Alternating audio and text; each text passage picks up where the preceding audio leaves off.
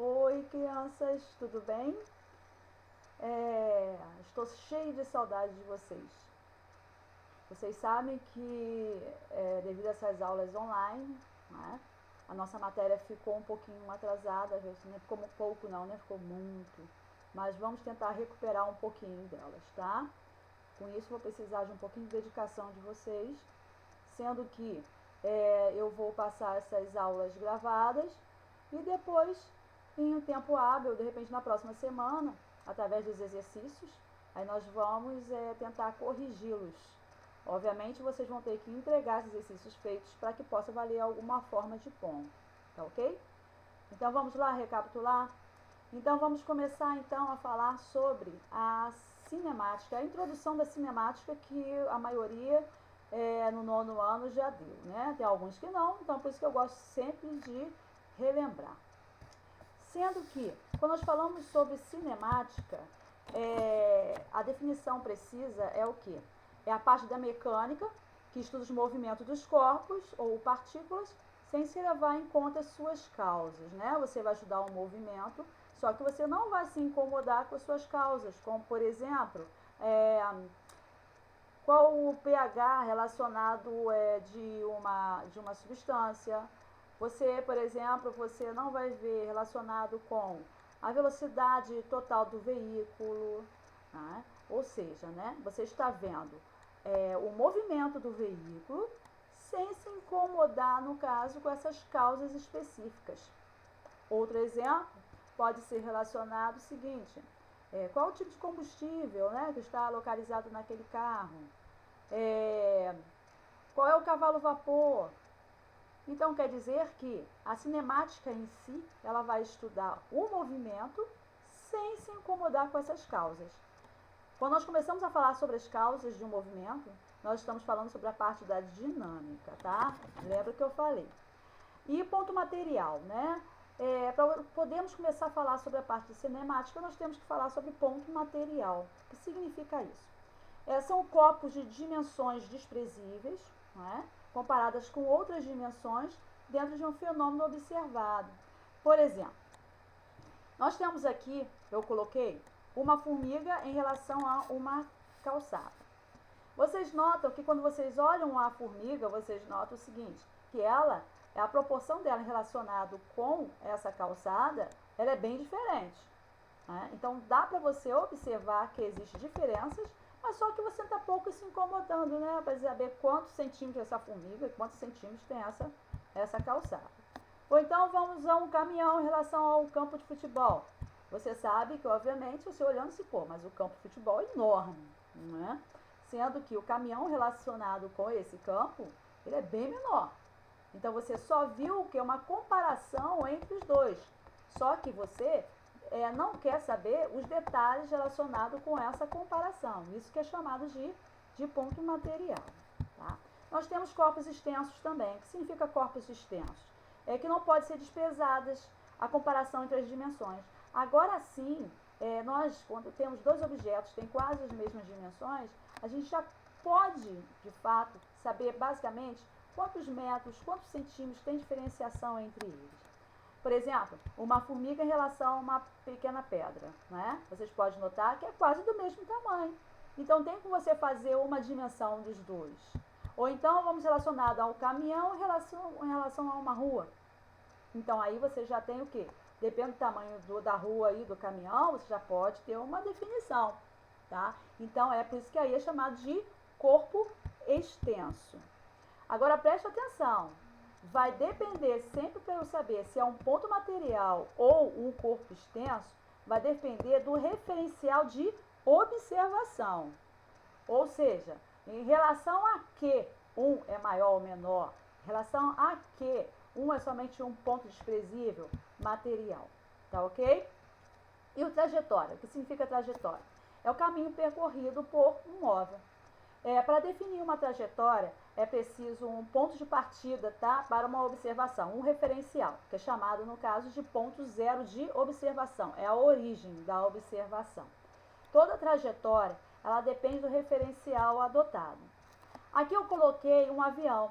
O avião, ele começa, no caso, a jogar como se fosse, aqueles papéis de propaganda, né? Ou então cai alguma coisa do bagageiro do avião. Então, você nota o seguinte, conforme a posição que você esteja, tá? Esse objeto, ele vai, no caso, ter trajetórias diferentes. Lembra na aula que eu coloquei do ônibus, né? E as pessoas lá dentro do ônibus? Sendo que um jogou um papelzinho dentro do ônibus e o outro lá fora conseguiu ver ele jogando esse papel. Então, conforme o que? O ponto de observação, vocês podem notar que a trajetória ela é diferente. Observe que quem estiver dentro do avião verá o objeto caindo em linha reta. E quem estiver na terra verá um arco em parábola. Então, voltando novamente, vocês podem notar o seguinte. Nesse caso, vocês é como se estivesse fora do avião. Então, você vai ver como se fosse uma parábola. Vocês não vão observar em linha reta, ok? Então, vamos lá. E posição? O que significa posição? Posição é a localização de um móvel na trajetória, medida em relação ao ponto que será a origem dos espaços. Representaremos a posição usando a letra S, como eu sempre usei com vocês, tá? Lembra-se da posição? Posição, normalmente, a gente fala sobre delta S é igual à posição final menos a posição inicial. Para esquematizar isso aqui, eu coloquei 2 carrinhos. Eu botei aqui embaixo um carro de Fórmula 1 para dar mais incentivo para vocês, tá? Então, vamos lá. Então, eles estão em um vetor. O que é um vetor? É uma linha orientada, tá? Sendo que vocês podem notar que a posição 1 desse ônibus é igual a 10 km. Então, a S1 é igual a 10 km. E sendo que a posição 2 é igual a 35 km. Então, S2 é igual a 35 km. Lembra o que vocês vão fazer? Então, vamos lá um pouquinho, vamos lembrar. Vai ser o quê? Delta S, que é igual à posição final, menos inicial. Então, a partir daí, você já pode saber qual é o valor, tá? Mas o objetivo aqui em si não é somente você achar o valor, não. O objetivo é que vocês saibam o que significa posição, que é sempre o quê? O delta S é a variação dessa posição, que é a posição final do veículo, onde ele chegou, menos a sua origem, tá? A inicial. Quando a posição de um móvel se altera em relação a um referencial no decorrer do tempo, dizemos que o corpo encontra-se em movimento. Sendo quando a posição de móvel não se altera em relação ao referencial no decorrer do tempo, dizemos que o corpo encontra-se em repouso. Lembra-se, eu não posso falar que o corpo está parado, ele está em repouso. Por quê? Porque a velocidade desse corpo é igual à velocidade do planeta. Então, se as velocidades são iguais, um está em repouso em relação ao outro. Se as velocidades são diferentes, então, nesse caso, o que acontece? Ele está em movimento em relação ao outro. Deslocamento. O que é um deslocamento? É a variação de posição do móvel em um referente intervalo de tempo, representado por delta S. Então, vamos lá, a fórmula outra vez. Delta S, que é igual a S, que pode ser, por exemplo, S final, posição final, menos S uma bolinha, que é a posição inicial, tá? Então, aqui temos um outro exemplo aqui, que é relacionado com, novamente, 2 ônibus, sendo que, outra vez, tá? Temos a posição inicial igual a 10 km e a posição final igual a 35 km. Então, você vai usar a formulazinha, que você já sabe de cor e salteado, em que vai ficar 35 menos 10, que é igual a 25 km. Pronto, já achou o deslocamento. Mole, mole, né? Ô, coisa fácil. Muito bem. Agora, vamos falar sobre velocidade escalar média. Lembra da fórmula? Então, vamos lá. Vm é igual a delta S sobre delta T. Isso aí. Então, é a razão entre deslocamento sofrido pelo móvel em um dado intervalo de tempo, que chamamos de velocidade média ou velocidade escalar média, representado pela equação, tá? Que eu, no caso, falei para vocês. Então, vamos lá novamente. Qual é a equação?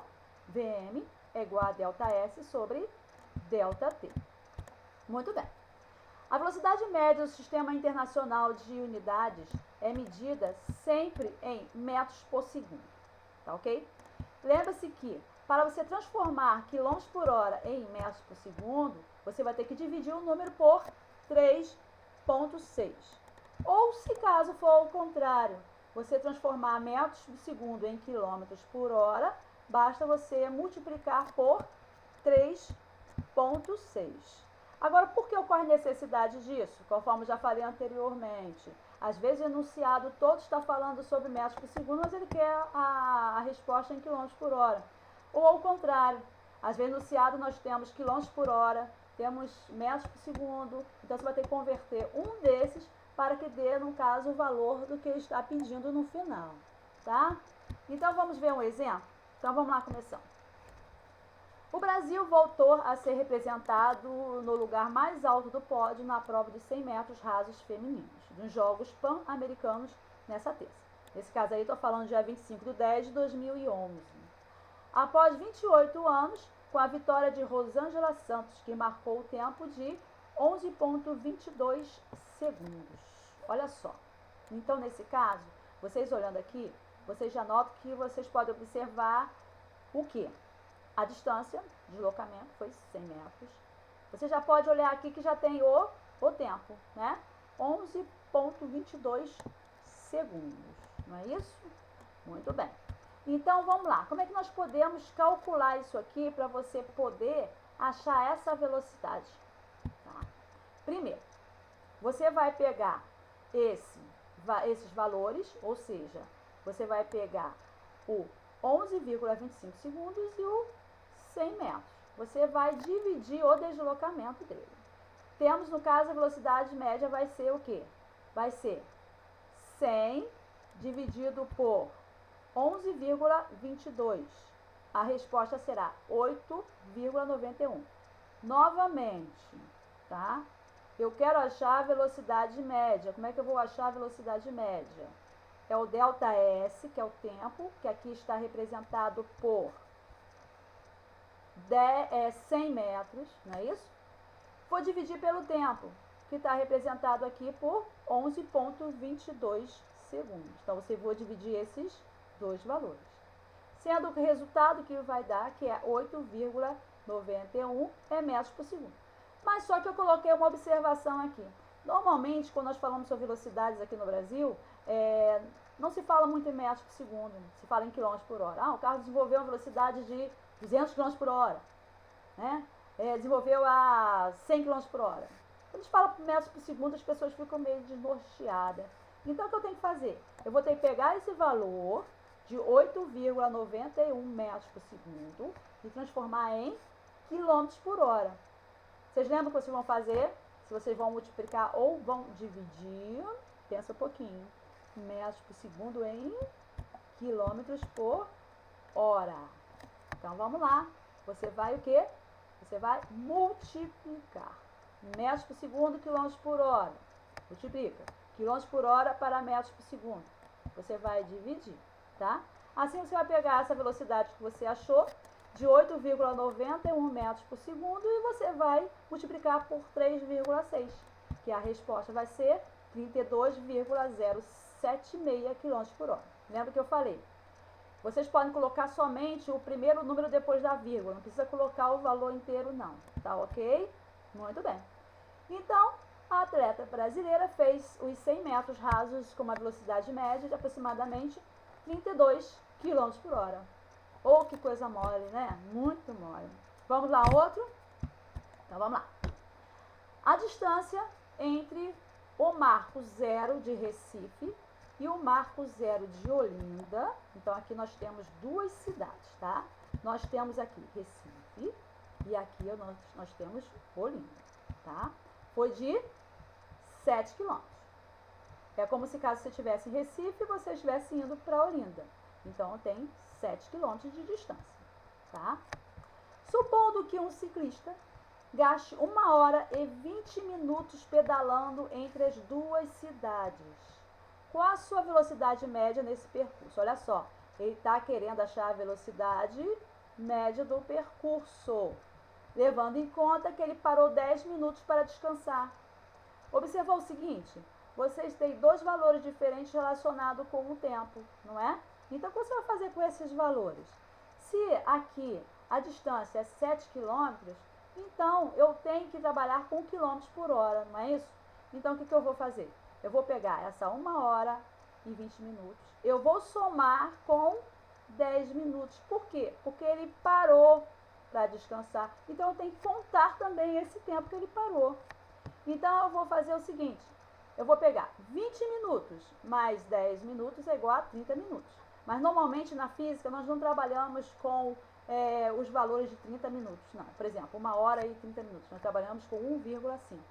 Então, nesse caso, a resposta vai ser o que aqui? Nesse caso, vai ser, o tempo vai ser de 1,5 horas. Tá ok? Então, vamos lá? Como é que consegue fazer isso? Então, a velocidade média é uma grandeza física e o tempo do ciclista ficou parado faz parte do evento, conforme eu já falei para vocês, tá? Então, o ΔV vai ser relacionado com 7 km. Gente, olha, tem um errozinho aqui, não é ΔV não, tá? É ΔS, tá? Depois eu vou endireitar isso aqui. Eu tô falando sobre deslocamento, perdão, tá? Sendo que, quando nós falamos relacionado com o tempo, é o que eu falei, 1 hora e 20 minutos mais 10 minutos, que é igual a 1 hora e 30 minutos, que é 1,5 horas, não é isso? Então, nesse caso, VM, que é igual a ΔS sobre ΔT, então você vai dividir 7 dividido por 1,5, que vai dar 4,66 km por hora. Só isso, tá? Se vocês tiverem alguma dúvida depois, vocês vão fazer atividades, tá bom? Parecido com essas. Aí nós vamos trocar ideias, tá? Online, para ver como é que a gente vai conseguir responder quem está com dúvida ou não, tá ok? Mas eu acho que a maioria não vai ter dúvida, não. Tá muito fácil, ok? Porque é somente uma revisão, né? Vamos falar agora sobre movimento retilíneo uniforme, né? O que significa movimento retilíneo uniforme? MRU. Um corpo realiza o movimento retilíneo uniforme quando sua velocidade é constante e diferente de zero, ou seja, ela não muda, tá? Então, aqui eu representei através de dois ônibus novamente, sendo que o primeiro tem a velocidade inicial dele, a posição inicial, e o outro a posição final. Agora nós vamos começar a trabalhar com função horária. Essa função horária, basicamente, é um tipo de cálculo que ele trabalha junto com velocidade média. Só que nesse caso aqui, é para vocês conseguirem saber quanto tempo um veículo ele consegue chegar a um determinado local. Aí se torna bem mais fácil para poder fazer o cálculo. A fórmula é essa daqui, olha. A posição do móvel é igual à posição inicial mais a velocidade vezes o tempo. Que velocidade é essa aqui, professora? Isso aqui já é a velocidade média do veículo, já está lá prontinho. Se não tiver, vai ter que fazer o cálculo dele para depois achar o seu tempo aqui. Ou a sua posição, ou a posição inicial. Olha só quanta coisa nós podemos achar aqui, somente com essa função horária, não é? Tipos de movimentos retilíneos uniformes. Pode ser retilíneo ou pode ser retilíneo, tanto faz, tá ok? O movimento é progressivo, conforme já expliquei para vocês, é aquele cujo deslocamento do móvel se dá no sentido da orientação da trajetória. Aqui, por exemplo, nós temos dois bonequinhos aqui, sendo que a posição dele inicial, ele é igual a zero, sendo que ele está no mesmo sentido do vetor essa setinha aqui. Pode ser a mesma pessoa, como pode ser pessoas diferentes, mas normalmente aqui é como se fosse a mesma pessoa, tá? Ele estava nessa posição até chegar a essa daqui. Sempre em direção ao vetor. Quando estiver sempre em direção ao vetor, ele é chamado de movimento progressivo, tá? Então, ΔS aumenta no decorrer da velocidade. E a velocidade é maior que zero. Então, no movimento retilíneo uniforme, a velocidade vai ser sempre o quê? Diferente de zero. Se o objeto estiver com velocidade zero, ele está em repouso. Então, como é que eu posso falar em movimento? Tá? Então, é por isso que, no caso, ela é sempre maior que zero. Agora nós falamos sobre movimento retrógrado ou retardado. Quando eu falo isso, vocês começam a rir, né? Mas é esse movimento mesmo, não. É aquele cujo deslocamento do móvel se dá no sentido contrário ao da orientação da trajetória. Então, temos a mesma pessoa aqui, o mesmo bonequinho, só que vocês podem notar que está em sentido contrário do vetor. Olha só, sentido contrário. Olha só, a posição inicial dele está perto do vetor e ele começa a se distanciar. Então, quer dizer que ΔS diminui no decorrer do tempo. Então, a velocidade é menor que zero. Nesse caso, normalmente, quando você faz cálculo, ele está com um sinalzinho negativo na frente. Quando tiver um sinalzinho negativo na frente, aí você já sabe que esse movimento é chamado de retrógrado, tá? Vamos lá ao outro exemplo. Dois móveis, A e B, de dimensões desprezíveis, movem-se em um movimento uniforme com velocidade A igual a 25 metros por segundo e velocidade B igual a 15 metros por segundo. No mesmo sentido, ó, não pode esquecer isso aqui, ó, do mesmo sentido, tá ok?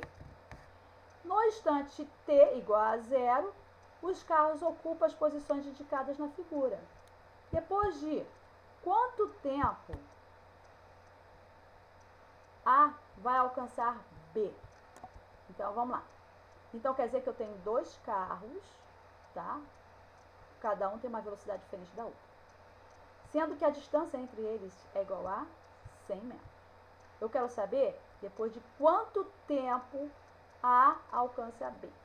Sempre quando eu falar depois de quanto tempo um vai alcançar o outro, e os dois estão no mesmo sentido, o que eu vou fazer relacionado com isso aqui? Eu vou somar ou vou diminuir relacionado com esse ΔS? Você vai diminuir.